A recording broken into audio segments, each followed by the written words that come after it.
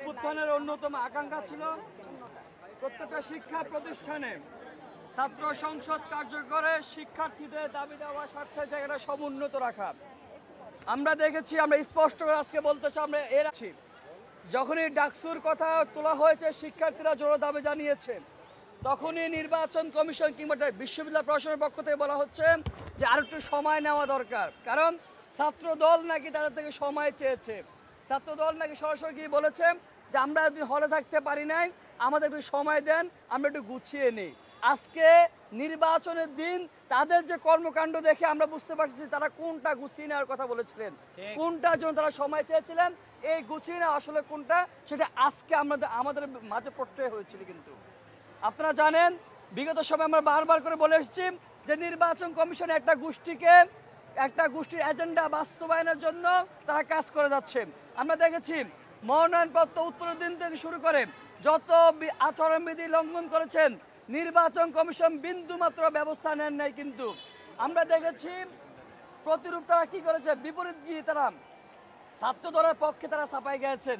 আমরা দেখেছি তানভীর বারী হামিম, সে যখন মুহুর্মুহু করতার দিয়েছেন, একাধিক ব্যক্তিদেরকে নিয়ে তিনি মনোনয়নপত্র উত্তোলন করতে এসেছেন, তখন নির্বাচন কমিশনের কাছে যখন আমরা অভিযোগ দায়ের করি, অভিযোগের পরিপ্রেক্ষিতে তারা বলেছেন তারা তো দরজার ভিতরে যান না, দরজার বাইরে ছিলেন। এটা হাস্যকর যুক্তি। আমরা দেখেছি যে হুটহাট করে আমাদের মনোনয়নপত্র উত্তোলনের দিন যখন সময় শেষ হয়ে গিয়েছিল, কারোর সাথে যোগাযোগ না করে শুধুমাত্র ছাত্র দলকে সুযোগ দেওয়ার জন্য নির্বাচন কমিশন রাতে 9:30টার দিকে তারা একদিন সময় বাড়িয়ে দিয়েছিল।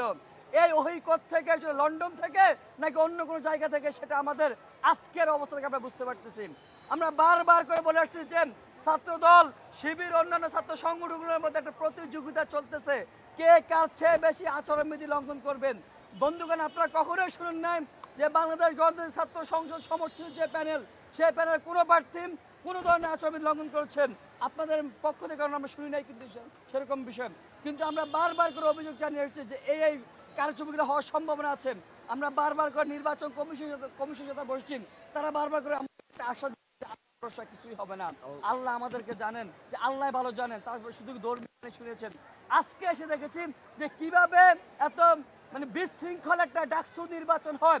আমরা একটা বিশৃঙ্খল ডাকসু নির্বাচন কখনো কাম্য করি না। ঠিক এত ধরনের ষড়যন্ত্রের পরও শিক্ষার্থীরা স্বতঃস্ফূর্তভাবে এই তীব্র গরমের মধ্যে তারা ভোট দিতে এসেছেন, কিন্তু তাদের সাথে তামাশা করা হচ্ছে। নির্বাচন কমিশন সর্বোপরি একটা গোষ্ঠীকে তারা সার্ভ করে যাচ্ছেন। তারা বলেছেন ভোট কেন্দ্র সুষ্ঠু থাকবেন, নিরাপদ থাকবে, কিন্তু আমরা দেখেছি যে এই যে প্রার্থীরা, ছাত্র দলের প্রার্থীরা বিশেষ করে একদম ভোট কেন্দ্রে 100 মিটার ভিতরে ঢুকে, আরে ভাই আপনি একদম দরজার ভিতরে ঢুকে আমরা দেখেছি ছাত্র দলের বিপরীতে আবিদ, তিনি কেন্দ্রের ভিতরে ঢুকে গেছেন। এখন পর্যন্ত বিন্দু মাত্র কোনো পদক্ষেপ দেন না নির্বাচন কমিশন।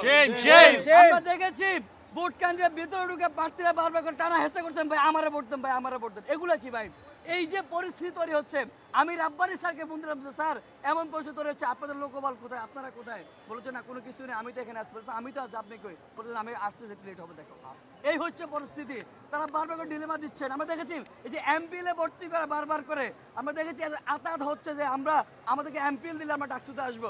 আজকে বুঝতেছি যে এমপিএলে ভর্তি হয়ে আদু ভাইরা কিভাবে কারচুপি করতেছে, নির্বাচনকে ইঞ্জিনিয়ার করতেছে এমপিএল আদু ভাইরা।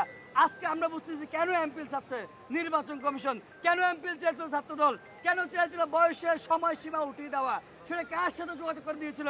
আজকে সবকিছু একদম স্পষ্ট হয়ে যাচ্ছে। বয়সের সমস্যা উঠে দিয়ে প্রার্থী না হইতে পারলো, কিন্তু আজকে ইঞ্জিনিয়ারিং করতে আপনি দেখেছেন এই যে বয়সের সমস্যা তুলে দিয়ে যাদেরকে ভোটার তালিকা অ্যানলিস্টেড করা হয়েছিল, তারাই আজকে মূলত এই ভোট কেন্দ্র ইঞ্জিনিয়ারিং করতেছে। নির্বাচন কমিশন কিংবা বিশ্ববিদ্যালয় প্রশাসন শুধুমাত্র নীরব দর্শকের ভূমিকা পালন করতেছেন। আমরা এত অভিযোগ করতেছি, নিয়ম শৃঙ্খলা বিন্দু মাত্র বাড়ায় নাই, কেউ নিয়ম শৃঙ্খলা মানতেছেন না। নির্বাচন কমিশন বারবার করে বলে আসছেন যে আমরা লাস্ট দিন অন্তত নিয়ম শৃঙ্খলা শিথিলতা দেখাবো না। আমরা আপনাদেরকে নির্বাচন কমিশনকে বারবার বলেছি, সংবাদ মাধ্যমের মধ্য দিয়ে বলেছি যে ভাই নির্বাচন কমিশন এর আগে যতগুলো আচরণবিধি সেট করেছেন তার বিন্দু মাত্র তারা কোনো কিছু পালন করতে পারেন নাই, বাধ্য করতে পারেন নাই। যারা অমান্য করেছেন তাদেরকে আইনে আওতা আনতে পারেন না, ব্যবস্থা নিতে পারেন নাই। তারা নির্বাচন কি করবেন? আমরা এটা আশঙ্কা জানিয়েছিলাম। নির্বাচন কমিশন বলছেন বাবা আমরা দেখতেছি, আমরা পারবো, কিন্তু আজকে দেখতেছি তারা মূলত কার এজেন্ডা বাস্তবায়ন করতেছে। কোথেকে ওই আসে আবার মনোনয়নপত্র উত্তোলনের দিন বাড়ে, কোথেকে ওই এসে এমপিএলের ভোটাধিকার বাড়ে, কোত্থেকে ওই এসে আদুবাইদেরকে নিয়ে এসে নির্বাচনকে ইঞ্জিনিয়ারিং করা হয়, এটা আসলে সবকিছু স্পষ্ট।